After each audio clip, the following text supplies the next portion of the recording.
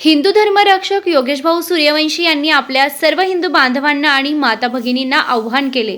10 डिसेंबर 2024 रोजी सकाळी 11 वाजता बस स्टँड येथे मोठ्या संख्येने उपस्थित राहावे। जय श्रीराम।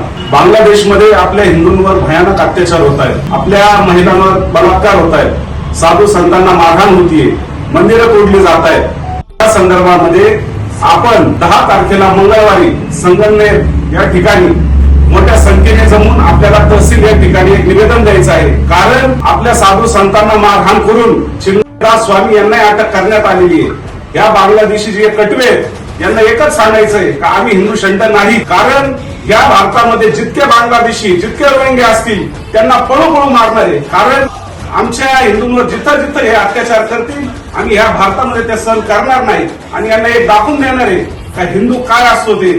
येत्या 10 तारखेला ज्याला शक्य होईल त्यांनी मंगळवारी 11 वाजता बस स्टँड येथे जमावे आणि ज्याला येता येणार नाही त्यांनी आपल्या खांद्याला काळी फीत बांधून निषेध नोंदवा एवढी विनंती मी करतो। जय श्रीराम।